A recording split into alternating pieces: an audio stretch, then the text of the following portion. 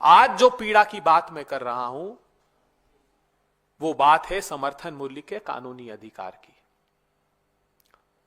दुर्भाग्य है इस देश का कि इस देश के कृषि मंत्री और भारतीय जनता पार्टी की केंद्र की सरकार के मंत्री 22 फरवरी को जब हरियाणा में मीटिंग करते हैं तो ये कहते हैं कि अभी पर्याप्त प्रमाण नहीं है, हमको और डेटा दीजिए, हमको और प्रमाण दीजिए, हम एक्सपर्ट से बात करेंगे, जैसा मीडिया में ये समाचार आया है।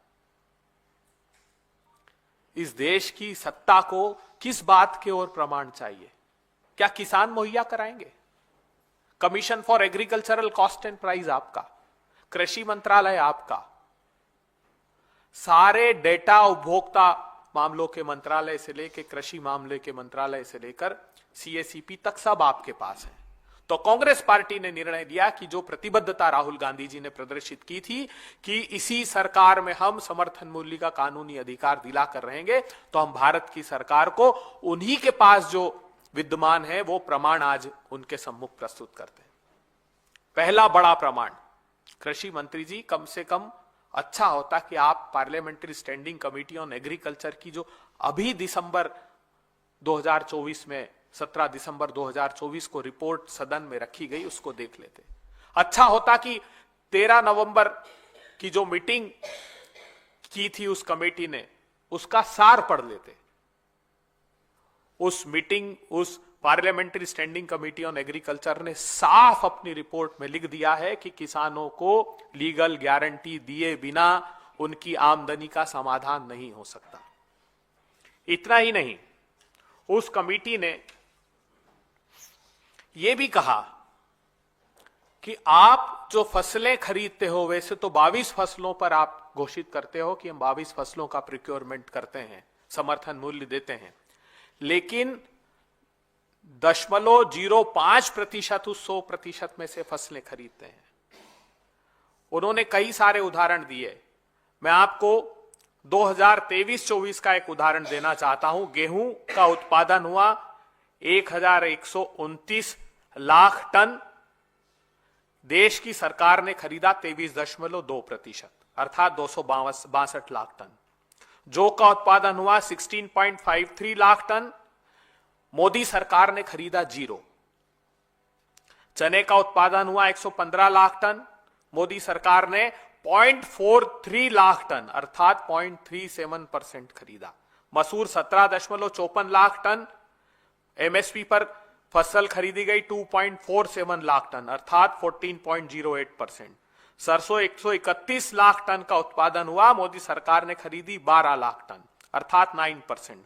कुसुम 0.51 लाख टन, मोदी सरकार ने खरीदा 0, अर्थात ज्यादातर फसलें मोदी सरकार खरीदती नहीं। और उस कमेटी की फाइंडिंग्स में यह भी पाया गया कि वो अलग अलग स्थानों पर उन्होंने सर्वे भी किया, तो उसमें यह पाया गया कि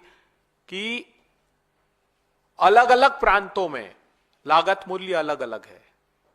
कहीं चने का, कहीं गेहूं का, ये लागत मूल्य अलग अलग है, मगर commission for agricultural cost and price एक ही समर्थन मूल्य घोषित कर रहा है और वो भी अपर्याप्त।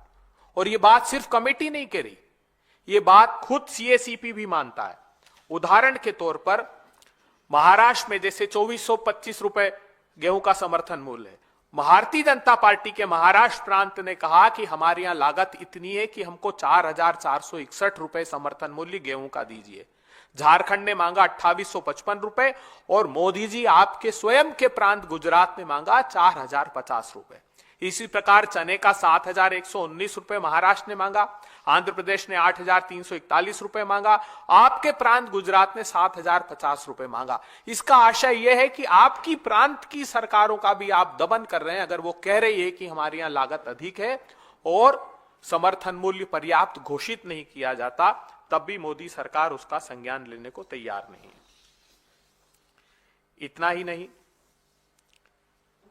जो कुठाराघात किसानों के साथ मोदी सरकार एक तरह से और कर रही है। आप देखते होंगे कि बड़ी बड़ी सुर्खियां की 1,34,000 करोड़ रुपए का कृषि का बजट हुआ, 1,24,000 करोड़ रुपए का मोदी सरकार ने अनाउंस किया। लेकिन उसकी सच्चाई यह है कि मोदी सरकार जो घोषित करती है बजट में, वो खर्च नहीं करती। मोदी सरकार ने अब तक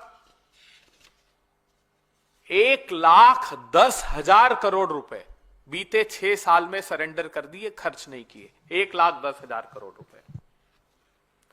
इतना ही नहीं, मोदी सरकार ने लगातार जो कुल देश का बजट है उसमें एग्रीकल्चर बजट को कम करना प्रारंभ कर दिया। 20-21 में वो था 4.41%, 21-22 में 3.53%, 22-23 में 3.14%, 23-24 में 2.57% और 24-25 में 2.54%।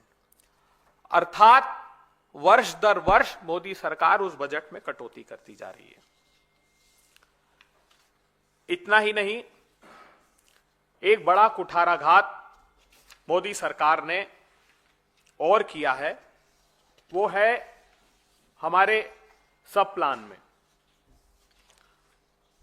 जो हमारे दलित आदिवासी भाइयों के लिए बजट का प्रावधान किया जाता है। अलग से एक सब प्लान बनता है हर एक मिनिस्ट्री में, उन शेड्यूल कास्ट के भाइयों के लिए कितना पैसा खर्च किया जाएगा उसका एक सब प्लान अलग से बनता है। मगर दुर्भाग्यपूर्ण बात यह है कि मोदी सरकार ने 2020-21 में उस सब प्लान में 22,000 करोड़ रुपए के लगभग का बीई रखा, उसका रिवाइज एस्टिमेट उससे कम करके 19,000 करोड़ रुपए कर दिया और एक्चुअल खर्च किया 13,000 करोड़ रुपए, अर्थात 68%। 21-22 में वो खर्च किया 65%, 22-23 में वो खर्च किया 61%, 23-24 में वो खर्च किया 63%। ये बात महत्वपूर्ण इसलिए है कि ज्यादातर हमारे स्मॉल और मार्जिनल फार्मर या तो शेड्यूल कास्ट के हैं या ओबीसी के हैं। तो ये जो सब बड़ा कुठाराघात है, मोदी सरकार हमारे अनुसूचित जाति के किसानों के साथ भी कर रही है।